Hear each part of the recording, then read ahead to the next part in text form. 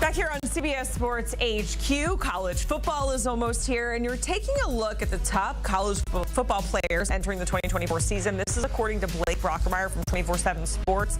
He's ranked the top 151 players in college football. You see 1 through 12 here. We got some new names making the list as well, and then, of course, there's the staples like two-way star from Colorado, Travis Hunter, headlining that list. You can find these full rankings right now over on CBSSports.com. Let's welcome in Bud Elliott and Tom Fornelli because we're going to go through this list from top to bottom almost. So we're going to start at the top with the unicorn, Travis Hunter, the corner, wide receiver. All that to say he plays like a million snaps, gentlemen. So it's no-brainer that we're putting him at number 1, Bud. He's basically the Shohei Ohtani of college football, right? Like, how do you value this guy when he's averaging 119 snaps at altitude last year, including the fact that he got hurt? He's Colorado's best receiver when he's on the field. He's very much one of the best, defensive backs in the pack or in the Big 12 when he's on that side of the ball. So, to me, he is the most valuable player in college football.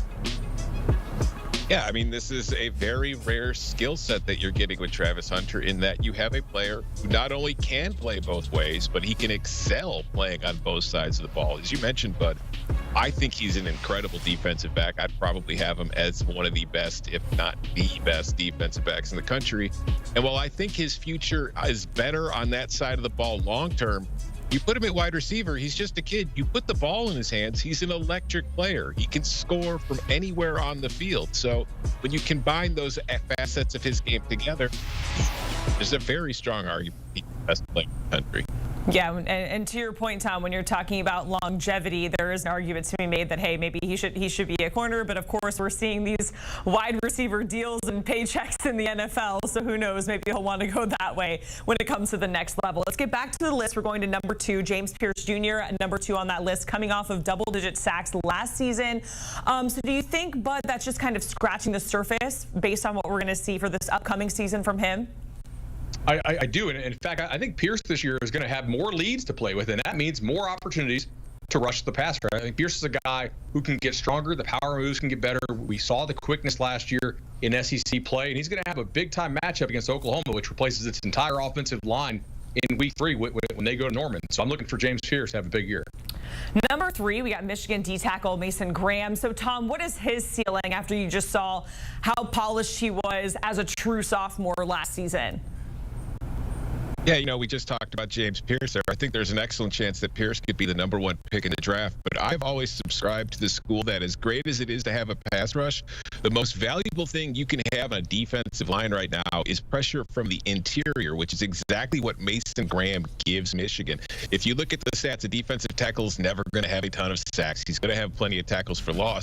But what Graham does better than anybody is that he just pushes guards and centers, whoever's lined up across from him, into the backfield immediately, which blows up the plans of every team that's trying to go against him. If you go back to last year in the semifinal game against the Rose Bowl, the minute I knew Michigan had a great chance of beating Alabama was probably the first or the second snap when Graham took his guy and put him 5 yards in the backfield immediately and got in Jalen Milroe's snap.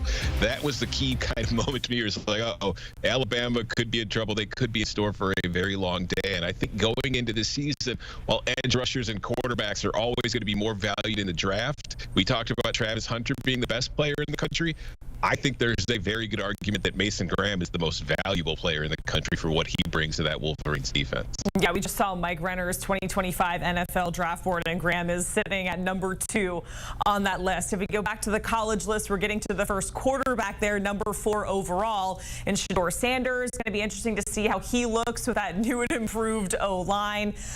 It is likely that he can go number 1 overall in 2025. Still some things to shake out. But what are your thoughts, Tom, on him coming in at number 4 and the top quarterback on this list? Listen, I understand what there is to like about Shador. I think he has a very accurate arm. I think he's a good and he makes smart decisions. I would not have him as the best quarterback in the country, though, simply because I don't think he's aggressive enough at times. I think Shador's greatest fault for all his strengths is that he kind of waits a little too long for his guy to come open, or he waits for the perfect opportunities and does not want to take chances, which in the end leads to him taking far too many sacks, which puts Colorado in, difficult positions. But I think overall, when you look at the skill set, there's a very strong argument for Shador to be the best quarterback in the country. And I think if he improves on some of those weaknesses in his game, there's a decent chance he'll be the first quarterback taken in the draft next spring as well. And to Tom's point, Shador clearly needs to improve his pocket presence, and his sack avoidance has to get better if he wants to be a good player in the NFL. And Colorado may give him the chance to show that this year because their offensive line should be improved. So if Shador is still taking as crazy a number of sacks as he took this past year, then that's probably on him, because I do think Colorado will have better pocket presence or pocket protection this year. So, gentlemen, we always love a good list and a good riser or faller, right? When it comes to biggest riser on this list, that is Tyreek Williams. And Bud, usually when we're talking about a riser, it's like 10, 15 spots maybe. But he's gone from 118 to 31, Bud, which is kind of crazy. I'm going to have to text my man Blake Brockemeyer, because there's nothing Tyreek Williams did this offseason to rise up 87 spots. This is just Blake. I was wondering. I'm like, how is he going 87 spots? That's crazy. How do you miss 6'4", 335-pound Tyreek Williams? Like that guy ain't easy to miss. So, no, he is somebody that I guarantee Ohio State opponents do not miss, because that dude is a beast in the middle. He's somebody that demands double teams. He frees up those Ohio State linebackers and safeties to run around and come in and make tackles unblocked. Tyreek Williams is a stud. It's one of the reasons why Ohio State is the co-favorite for the national title along with Georgia, because they got him to come back to school. And yeah, I'm gonna text Blake, because that's 87 spots of rising. I don't know. I mean, there's two Buckeyes in the biggest risers list. Now let's go to the most overrated player on the list in your opinions. And Bud, I'm going to start with you, because when I was kind of glancing over, I saw a quarterback who led his team to 11 wins last year, and Brady Cook as your most overrated player. How did you land on him? I think Brady Cook is good. On Cover 3 podcast, we would call him like a Jag plus, which means not just a guy, but like not a stud. So just a little bit better, thus the plus, than a Jag. So I just think a lot of it's schemed up for him by Eli Drinkwitz, who does a great job with that scheme. They have 3 awesome receivers. They had an excellent offensive line last year. They had the SEC's leading rusher. I don't know that Cook elevates the offense. I just think he executes the offense and kind of gets what you probably should get out of the pieces around him, not more than you should get out of the pieces around him. So I don't know that he's really a top 100 player for me. Yep, my most overrated player on the list is Rutgers running back Kyle Monangai, who comes in at number 41. And it's not really a question about Monangai, who I think is a good player. He's a tiny little ball of muscle, which I'm very pleased with him. And my running backs aesthetically, it's just, I worry about him simply because he's not much of a pass catcher. Like we saw him working in the Rutgers offense last season strictly as a running back, getting plenty of yards and getting a lot of tough yards behind a bad offensive line and in an offense without a quarterback. So he was facing a lot of stacked boxes. It's just, when I look at the running backs in the country, I think Monangai is good, but is he the 3rd best back in the country as we see in this list? I would have G&T ahead of him. I would have Henderson ahead of him because the fact that he doesn't offer a whole lot in the pass game, and overall his explosive rush rate was not high compared to a lot of other players on this list. So I think he's a good player. I think he's a touch bit overrated on this list. And we're going to get to G&T in just a moment, but first I want to get to your most underrated player on the list. Tom, kick us off. I'm going to go to the Georgia Bulldogs defensive lineman, Mykel Williams. He's currently at number 73 on the list. I'm going to tell you right now, I would put a lot of good money that Mykel Williams will be a top 10 draft pick in the NFL draft next spring. So I was really surprised to see him that low.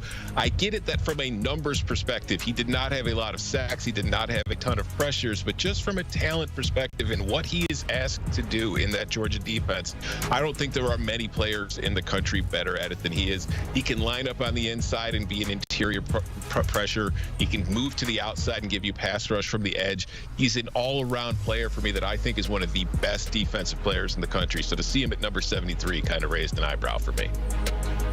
Tom, I totally agree with you on that. I'm going to go with Notre Dame quarterback Riley Leonard. If you look at when he was healthy, his sack avoidance numbers are actually like Anthony Richardson good. And I think that's going to be really important behind a Notre Dame offensive line that is replacing 2 elite NFL tackle prospects.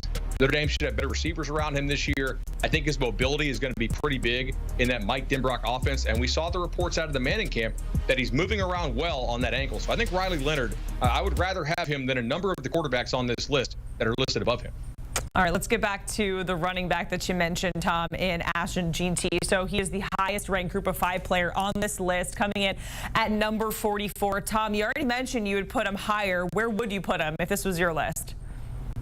Honestly, I would have him in the top 30 overall players. I would maybe consider putting him in the top 20. I just think Ashton Jey, he does play for Boise State, which is outside of the Power Four, and he wasn't like a highly touted recruit coming out of high school, but he's an excellent football player. He was that Boise State offense for the most part last year, and going into this season, I have the suspicion that he's going to be the Boise State offense again, which kind of leads me to my one fear about him, because he is a solid, strong kid, but he's not huge, and he had 263 total touches last year. So I do worry about kids who are getting a lot of touches going into the next season in a role in which they're going to be relied upon again if maybe he'll get banged up. But I just think talent-wise, for what they do in that offense and his skill set, he is a complete player who will be playing in the NFL a couple years from now. So Boise State also making some headlines about their program in general. Maddox Madson being named their starter this season, beating out former five-star Malachi Nelson. So, Bud, we'll start with you. What does this mean for Nelson moving forward? I don't really know, because Boise State's practices aren't open, so I'm not really sure why he got beat out. As far as for Boise, it does make me kind of lower their potential ceiling from a power ratings perspective. I can't really imagine that Maddox Madson is going to lead Boise to playoff wins, and they might have a little more difficulty winning the Mountain West than they previously would have if they had a former five-star who was actually playing up to his potential. And thus, I have a hard time thinking that Malachi Nelson actually played like a five-star in Boise State's camp and lost to Maddox Madson. I don't believe that.